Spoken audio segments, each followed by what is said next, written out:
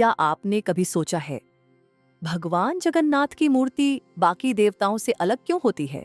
उनके हाथ अधूरे क्यों हैं? आंखें इतनी बड़ी क्यों हैं?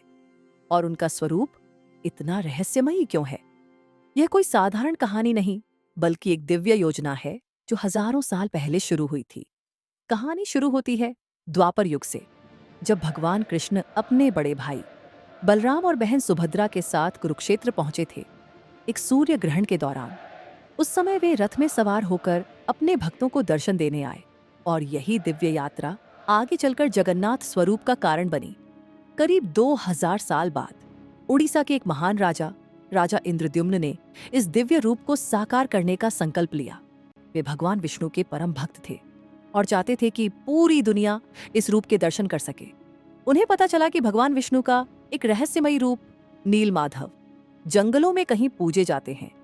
उन्होंने कई ब्राह्मणों को खोज के लिए भेजा, लेकिन कोई सफल नहीं हुआ। सिर्फ एक व्यक्ति, विद्वान ब्राह्मण विद्यापति, जो दूर एक जनजाति के गांव में पहुंचे, वहां उनकी मुलाकात हुई विश्ववसु से, जो नीलमाधव की गुप्त पूजा करते थे। काफी प्रयास के बाद विद्यापति को नीलमाधव के दर्शन की अनुमति मिली, लेकिन एक शर्त पर। उनकी आंखों पर पट्टी बांध दी गई। फिर भी उनकी पत्नी ने एक अद्भुत उपाय किया। उसने रास्ते में सरसों के बीज गिरा दिए, ताकि बाद में रास्ता याद रखा जा सके।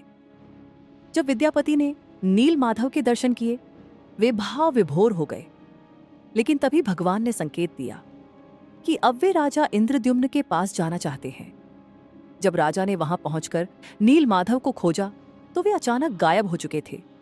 राजा दुखी हो गए और उन्होंने उपवास रख लिया। तभी एक रात भगवान ने उनके सपने में आकर कहा, मैं समुद्र में एक दिव्य लकड़ी के रूप में प्रकट होऊंगा।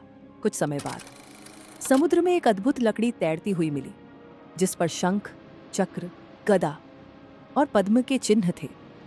इसे कहा गया दरु ब्रह्म। राजा ने इसे मंदिर में लाकर मूर्ति बनाने का निर्णय लिया, लेकिन कोई भी कारीगर उस लकड़ी को काट नहीं सका। तभी एक बूढ़ा कारीगर आया, जिसने अपना नाम बताया अनंत महाराणा। कहा जाता है कि वे स्वयं विश्वकर्मा थे।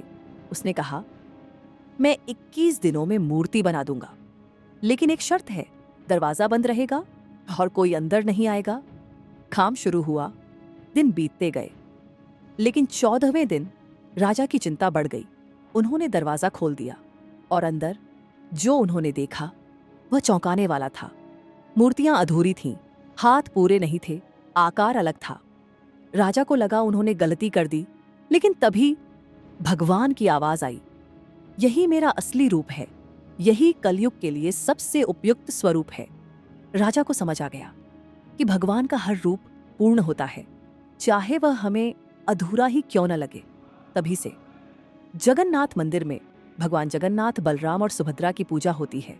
हर साल रथ यात्रा के दौरान भगवान खुद अपने भक्तों के पास आते हैं। विशाल रथों पर सवार होकर पूरे शहर में घूमते हैं। यह सिर्फ एक उत्सव नहीं, ये भगवान का अपने भक्तों के प्रति प्रेम है। ये कहानी हमें कई गहरी बातें सिखाती है। पहली, भगवान की इच्छा हमेशा सर्वोपरि होती है। दूसरी, सच्ची भक्ति कभी व्यर्थ नहीं जाती। तीसरी, भगवान का स्वरूप हमारी समझ से परे है। और सबसे महत्वपूर्ण, भगवान हर किसी के लिए है, चाहे वह किसी भी जाति, धर्म या स्थिति में हो। भगवान जगन्नाथ का अधूरा सा दिखने वाला स्वरूप दरअसल हमें यह सिखाता है कि भगवान को देखने के लिए बाहरी आंखों की नहीं, बल्कि दिल की जरूरत होती है। तो अगली बार जब आप भगवान जगन्नाथ के दर्शन करें, तो सिर्फ उनकी मूर्ति को मत देखिए, उनके पीछे छुपी इस दिव्य कहानी को महसूस कीजिए। और अंत में एक प्रार्थना, हे जगन्नाथ स्वामी, आप हमेशा मेरी आंखों के सामने बने रहे, मुझे अपने चरणों में स्थान दें और मुझे सही मार्ग दिखाएं। हरे कृष्णा, कृष्णा कृष्णा, हरे हरे, हरे रामा रामा रामा हरे हरे।